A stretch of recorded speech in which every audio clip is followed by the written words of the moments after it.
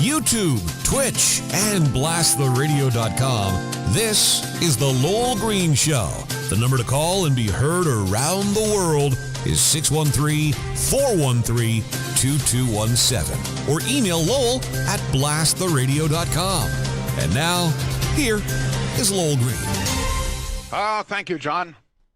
So the question is it good to be back? I think so. I'm glad. Actually, I had a great 2 weeks off. Refreshes the mind. Doesn't do a heck of a lot for the body, but the mind really, really improves. I hope you notice the improvement in my mind. Don't laugh, John. Please. Sorry, was that? I can't believe that was on the air. I'm sorry. Actually, today is one of the rare occasions where I am of two minds. Now, I'm not one of these woke people who is of two spirits or three spirits or whatever it is, but I am of two minds. Two minds when it comes to mandated vaccine passports. I'm not sure where I stand on this, but I sure as heck would like to hear from all of my listeners out there and viewers. Where do you stand on what I would call mandated vaccine passports? There is a lot of controversy over this. As you know, the Prime Minister and the Premier say that they are opposed to any kind of official passport. But even while they say this, I understand that discussions are underway concerning the possibility of some kind of certificate indicating vaccine status. And this is one of the things that puzzles me a little bit. It seems to me that one way or another, we are going to need some documentation, some proof of our vaccine status. There's not much question in my mind, for example, that we're going to need proof that we are fully vaccinated in order to travel to some countries. In fact, we're already seeing that. There's not much question either in my mind that we're going to have proof of being fully vaccinated in order to attend some events. For example, John, you're a great CFL fan. Mm-hmm. You're probably aware of the fact that the Winnipeg Blue Bombers are going to open the CFL season in Winnipeg with a full house. Yeah. But it will be a full house of fully vaccinated people only. So very clearly, if you're going to buy a ticket to that game, the opening game in Winnipeg, you are going to need some kind of proof that you are fully vaccinated. Now, the other thing, when Rob Ford, for example, says that he is opposed to a vaccination passport because he said, quote, it would split the people. I can understand what he's saying. But in fact, I mean, we already have documentation. It's not a passport. Here is my sheet. I don't know how much of that you can read, but this is the Ontario Ministry of Health in two languages, Lowell Edmund Green, health card number, etc., date of birth, agent, COVID-19, product name, Pfizer, biotech, COVID-19 vaccine. And then it says, it gives me the where it intermuscular dosage amount, left arm. And then it says, you have received 2 valid doses. So already, and anybody who has received, I guess, 1 and certainly with 2 doses, you get a certificate, which to me is a kind of passport. So I'm not sure how this splits, but I'd like to know where you stand on this, because there's one thing that I think is confusing for a lot of people. While you may support the idea, or you may be opposed to the idea of a federal or provincial passport, I can understand that, and maybe we don't need that. I mean, we already have this documentation. Now, this is very bulky. There's no question about it. I'm not sure how many people would want to have to pull this out at, if you're getting on an airplane or whatever it is. But as my wife pointed out, I'm not a techie. You would know this, John. You can take a picture of this and apparently put it on your phone. Am I right on that? You are. In fact, when you get your vaccine, they do email you. So if you've got your email on your phone, you receive a copy of exactly what you've just put up on your screen, the printed page, and you have that on your phone. So I just took a picture of it and saved it, for future use. That's, to How me, would you that's show? a passport. Let's say, John, that that you're going to board a plane and they want to see proof of vaccination, and it's on your phone. How would it appear on your phone? I mean, it would be a very small picture. Would they be able to read it there on their phone? Of course. I mean, any event you go to now, like if I'm going to a Red Blacks game, my ticket is on my phone. You just show the picture and they just scan it. So that's what you get from the Ontario government once you get your vaccine. It's a little scannable code. And all the information. We really don't need a passport. What I think what you're saying is that if we have this documentation from in our case, the Ontario government or Quebec or whatever, the only problem there, and actually my good buddy was visiting me this morning and we were talking about this. He's a lawyer. He said the problem with this is that he said this would be very easy to falsify. This document would be very easy to falsify. Those are the comments that we're getting so far on Facebook, is how easy it would be to forge. Yeah. That's now and by the way, already in Winnipeg, apparently, I don't know whether it was someone wanted to buy a ticket to the Blue Bombers game, but already they have spotted someone who faked the code number. They spotted it, and so already we've got a fake documentation. Now, so I guess that would be an argument in favor of some kind of federal or provincial passport. But I'd like to know where people stand on this. Now, there's one thing that I think there's a lot of misunderstanding. Even though the province, the federal government may say that, no, we're not going to do an official passport, does not mean that an individual business or individual, for that matter, should not have the right to determine who they want into your business. If a restaurant owner, for example, says, look, I only want fully vaccinated people into my restaurant. I can't take the chance, on having unvaccinated people in here.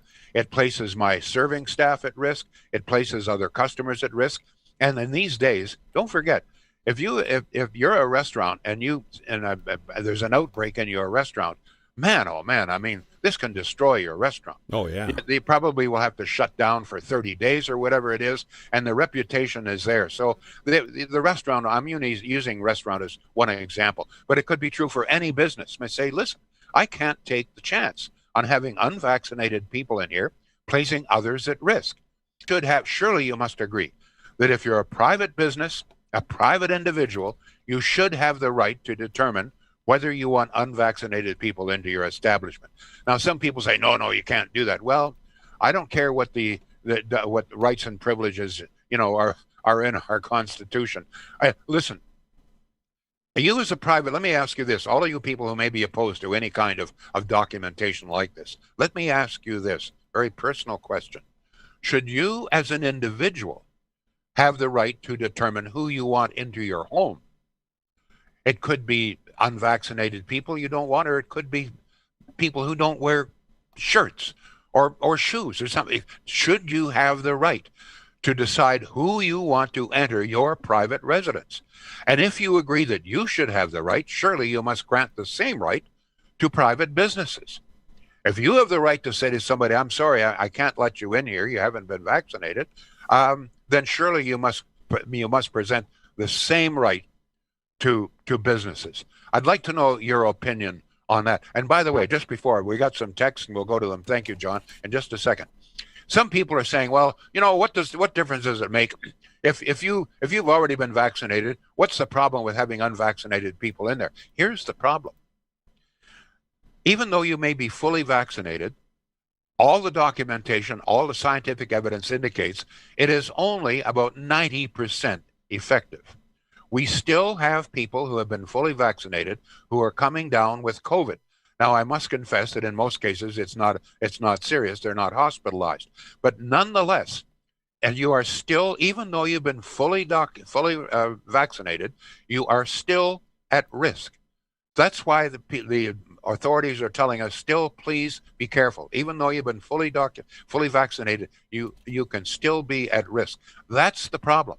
And then, of course, there are a few people amongst us who legitimately can't be vaccinated. Medical reasons, younger people, et cetera, et cetera. So that's why surely private businesses, et cetera, and countries should have the right to say, no, I don't want unvaccinated people in here. You may agree or disagree. John, what are the texts saying here? By the way, the number here is 613-413-2217. We'd love your calls, and your texts are welcome as well. Also following along live on Facebook and on Twitch. Here's a texter that says, Lowell, what happens to those people that cannot get the vaccine because of medical reasons, as you were just talking about? Are those people you know what? I talked with actually 2 doctors about this, and in both cases, neither one of them could come up with any rationale as to why medical. But if for some reason there may be somebody with some rare medical allergy, I don't know.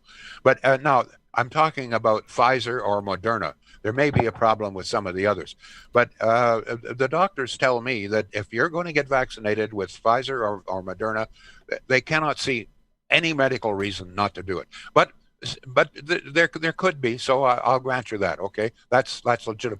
In which case, maybe you need some sort of documentation to say medical reasons allow me not to. In some cases, this applies to kids in school. As you know, schools won't allow kids who are unvaccinated into the class, except the few rare occasions where there may be some sort of medical problem. Yes, John, go ahead. Hazel says, I agree. I have the right to refuse no vax in my home, and I do. I also have problems with no vax at public places such as churches. Glenn says, I have the right not to associate with the unvaxxed. Their rights do not trump my rights. Chrissy says, if we already have the copy of vaccination in the Ministry of Health, why have the airlines have access to the site and your vaccinations record can be verified with your passport? Something about tying that into the passport. Peter says Manitoba already has a card. Pallister showed it ages ago in a press conference. You can look up the form on the Ontario website to obtain proof and print it if needed. Andre says it could be added to your health card, and when they scan the barcode, it would say how many shots we've had or have. Carrie says, what about card size that we got in the U.S.? We got it from the place where we got the vaccine. Gary agrees with you 100%, Lowell, and incoming comments. There you go. We'll keep you posted. Now, on another issue, and by the way, we'd still like to hear more from you there. But as to, let me see if we can get some response. Would you go so far as to say, yes, you know what, in the end, we're going to need some sort of federal passport. If we're going to travel outside the country, the risk of falsifying documentation, just, like this sheet here, is too great. Let's get it over with. Actually, the idea of somehow or other recording this on your health card, the only thing I'll say about that is I cannot tell you how many years it took in order to get everybody a new modern health card. I mean, I was complaining for years when I was on CFRA about there's still people with these old health cards with no picture and no proof. And, this went on the old for red years and white ones. Yeah. Oh, yeah. And all sorts of people Americans were coming up here and borrowing these cards and using them, getting operations and all the rest of it our expense for years and years and years. So any chance that we'd be able to do this quickly on our health card, I think you can dismiss that. Although it's a good idea. I want to talk for a moment here about our good friends up there in Pakenham, Shields. Now, I was talking to you this morning, John, that if you want to see a website that is really well designed. Now, on the weekend, I went to another website for the Ottawa Police. What a freaking mess. You ever try to use the Ottawa Police website? You know what? I tried to use it about a week ago. Do you think I could find the number to call? Oh, it's unbelievable. Like that should be front and center. It's tucked up in a menu and then a drop down and not. Yeah, I agree. It's horrible. It's horrible, but I'm talking about a really good one. Yes. That's very easy, very clean, and very thorough. I'm talking about shields.ca. No matter what it is, whether it's appliances, furniture, etc., but they really specialize in appliances. They have become one of the larger appliance dealers anywhere. And if you go to the website, you'll see this is really well done. And by the way, just to clarify, it's not just electrical appliances. Yes, they handle all sorts of gas appliances as well. I'm talking about gas ranges, gas cooktops, etc., kitchen ventilation hoods. What an assortment! You know the ventilation, different kinds of ventilation hoods. They've got them all there. All this, and for the most part, they're in stock, which is one of the great things about Shields. The price is very, very reasonable. Shields.ca. They're good people, and as I told you a couple of weeks ago, in some cases, You can also book installation. Not only will they deliver your appliance, but they'll install it right there for you. Shields.ca. Check them out. If you want to see a really good website, by the way, I got a lot of friends in the police department. Whoever designed the Shields website, you should design the website for the Ottawa Police today. Thank you. I second that motion. John, you got some more texts there. Yes, we do. And we invite your phone call, 613-413-2217. Bob says, June 18th, 2021, Trudeau said, quote, for the fall, in the medium term, he added, we are working with the provinces to establish a national certification of vaccination status that will be easily accepted around the world for people who need to travel internationally. An email from Lisa. The email address... Wait a minute, hold it. You're telling me that the Prime Minister promised something that he hasn't delivered? I'm shocked. Well, it's only been a month, Lowell. Go ahead, please, John. But try not to be so damn funny next time. Okay? He did get his hair done in that time.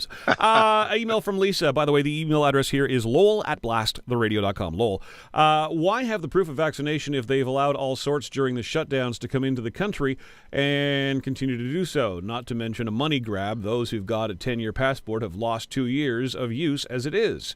I don't want to be around anyone who isn't vaccinated. I'll be wearing a mask while indoors somewhere. I won't take that 10% chance of infection.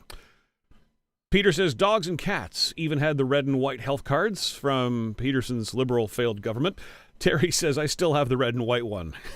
Really? Jeez, Terry. Dogs and cats have their own health card? Oh, I think what he's saying is people showed up with their, put their pet's name on a card. It was that easy to do. All right. Yeah, actually, that did happen. You're right. I believe so. Yeah, that's kind of, yeah.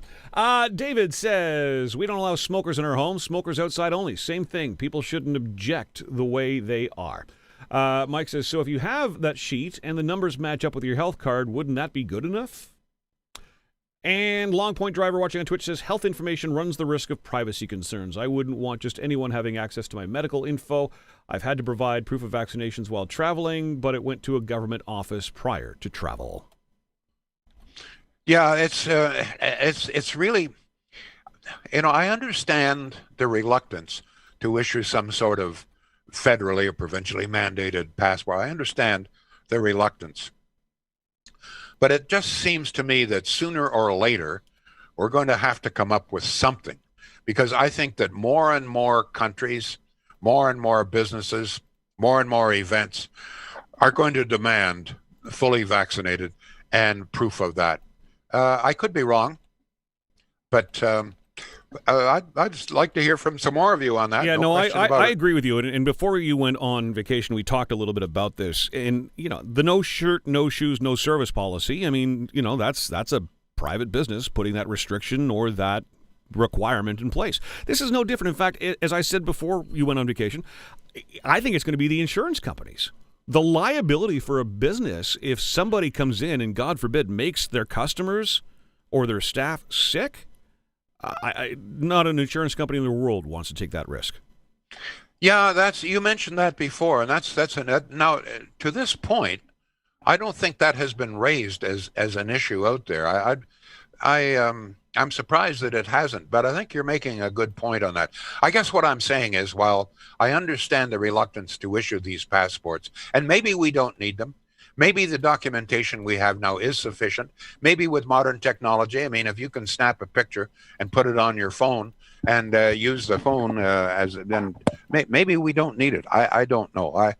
I think the jury may still be out, but I want to make it very plain, very clear, that I fully support the right of private business and private individuals to decide for themselves who they want and do not want in their establishments. And I am surprised that there is some reluctance. I see some people saying, well, this is a contravention, rights and privileges under our Constitution, etc. Nonsense.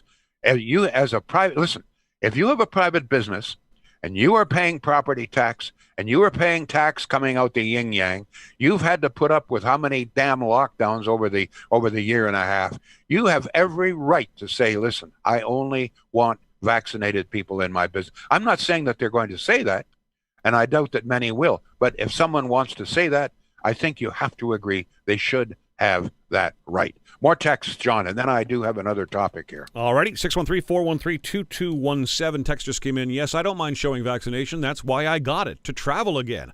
I have the PDF on my phone that gives the health card number that matches my card. Hazel says, I have a new range delivery set up this week thanks to Shields. Thank you, Lowell. Good. Glenn Good. says, glad to hear it. Yeah. Glenn says, strange. Federal, provincial governments have rights to shut down society, but they refuse to participate in the opening of our society. They set up the problem, but refuse to cure their creation. And finally, David says, think it's frustrating the federal and provincial governments are arguing over who should provide ID cards. It shouldn't be up to the provinces. It needs to be a countrywide solution. Okay, all right. Well, I'm surprised. The bulk of the comments we're getting here support. It would seem to me some form of documentation, passport or something of that nature. Now, on another issue, this I have in front of me here my latest bill from Enbridge. They supply natural gas to our house. In our house, we heat our house with natural gas. Our barbecue uses natural gas. Our water uses natural gas. And the pool heater uses natural gas. So we're major natural gas users. Now, I'm not sure how many people are aware of this, but there are times in this country, this is Canada, living on the edge of the Arctic Circle, when it gets a little cold and we need to heat the house. Not only for our own health, but to stop the pipes from freezing, etc. It's just a basic need. Heat is basic as a need in this country. Okay, why am I talking about this? Well, let me just give you this. And don't forget, if this is what's happening to me, this is what's happening to everybody else out there who heats or whatever with natural gas, okay? Here is my natural gas bill. This happens to be for May 7 until June 7, okay? Total charges for natural gas for that period, $308.20. Quite a bit, but we use it a lot, right? But listen to this. Of that, the federal carbon charge is $61.23. The HST is $35.46. Now, I did the mathematics on this. That comes to $96.69. In other words, almost $70 is tax on a total bill of $308. That is almost, John, that's almost 1/3. Yeah. Almost 1/3 of my gas bill and your gas bill, unless they're treating me differently. 1/3 is tax, carbon tax and HST. Now, in all probability, some of the other charges there are indirect taxation charges because Enbridge has got to pay tax too, right? Of course. But just totaling the carbon tax and the HST on my bill is almost 1/3. Now, that's bad enough. I want to point out that as of April 1st of next year, the carbon tax will go up. And in 4, maximum 5 years, the total tax on our natural gas bills throughout all of Canada will be about 50%. And in fact, if he continues, the bulk of the cost of heating your home, etc., will be tax, the bulk of which will be carbon tax. So I have to ask all of you people out there, women in particular, who are going to support this government, would you mind, I mean, if you're going to vote this government back in for another 4 or 5 years, would you mind paying the carbon tax for me? Because I don't want to pay it. I think it's all nonsense. I think it's a scam. I think it's a money grab on behalf of the government. I think it's outrageous. And not only, don't forget that the carbon tax and the HST, but the carbon tax is costing us a lot of money otherwise. Some farmers, for example, wheat farmers in Saskatchewan and Alberta, are paying up to $4,000 and $5,000 a month just to dry their grain, $4,000 to $5,000 a month in carbon tax. You don't think that increases the cost of everything you buy, the food, et cetera, et cetera? Folks, this is outrageous. I challenge you to have a look at if you use Enbridge or any natural gas, whatever, check and find out what percentage of the money you pay to heat your home, to stay alive, what percentage of that is tax? you will find, unless, as I say, they're treating me differently, you will find that almost 1/3 of the cost is carbon tax and HST. In fact, I once again, I say, if you were to factor in all of the taxes, you're probably looking right today at almost 50%. Nonetheless, as of April 1st, that carbon tax goes up again. April 1st after that, it goes up again. April 1st after that, it goes up again, until we're talking almost 50% of your bill to heat your home. This is a necessity of life. And in 4 to 5 years, half of what it costs to heat your home to stay alive will be taxed. Any comments on that, John? Go ahead with more text. Here we go at 613-413-2217. Holy SHI double hockey sticks. The government has their hands down our pocket even deeper now. What does the Conservative government plan on carbon? What does the Conservative plan on carbon do to heating? Going to cancel the carbon tax. Going to cancel the carbon tax. I mean, it's already stated that. So, in fact, I think Alberta already canceled the carbon tax, and guess what? The price of gasoline dropped from $1.30 a liter down to 97 cents. More text, yes, John. Yeah, you pretty much just answered Peter's question. He says O'Toole needs to promise people no carbon taxes and delivery fees on basic bills for heating, etc. No, he's not. No, the delivery fee is a different situation. The carbon tax is something that the federal government has control over. True. Fair enough. And Tom says, totally agree that it's a scam and a money grab. Some of the comments coming in on your Facebook right now, sir. Good. All right. Well, folks, Centennial Glass. Here once again, we're talking about a family-run company. I'm not sure if you're aware of the fact that Centennial Glass, which was launched in this city in 1967, that's our centennial year. Remember that great year? Centennial Glass is Ottawa's oldest and largest and most diversified glass company, family owned since 1967. I have been involved with Centennial Glass, well, not since 1967, but actually not long after that, I started to visit them, to talk with them, and begin to endorse them. I've been endorsing them for over 20 years. As I've said before, cannot recall a single complaint that was not immediately resolved. They're great people, folks. And by the way, you may be aware of the fact that there are some new programs introduced by the federal government, supposedly to cut down on carbon dioxide, but I have no idea what they are, and you probably don't either, but they do at Centennial Glass. If you're thinking of new windows, new doors, et cetera, give Centennial Glass a call, and they'll be able to tell you if there's any government rebates, what programs are available. They're good people, they're honest people, and they do great work. Centennial Glass, centennialglass.ca. John, you have a little bit of information about APT. I don't understand this, but you give it to us. Yeah. So for a while we had a dedicated app just for blasttheradio.com. Became a very frustrating thing for me to maintain. Wasn't getting updated properly. Well, the app is back in stores now. So if you've got an Apple iPhone or if you've got an Android phone, you go to your app store, search Blast the Radio, all one word. You can now download the app. At a very basic level, you can hear our station and, of course, the Lowell Green Show live on your phone. It connects to your dashboard if you've got Apple CarPlay or Android Auto. You can also, in the next few days, access the podcast on demand from that, and you'll also be able to watch the live video feed for the Lowell Green Show. So the Blast the Radio app is back. Look for Blast the Radio, all one word. I don't understand about 90% of that, but apparently you do, which is good news. Just making it easier for people to access your show. Thank you, John. Thank you all. Thank you for listening. Thank you for viewing. We'll be back tomorrow. The Lowell Green Show is seen and heard live around the world at 2 p.m. Eastern. Connect with us online at blasttheradio.com/Lowell Green. Can't join us live?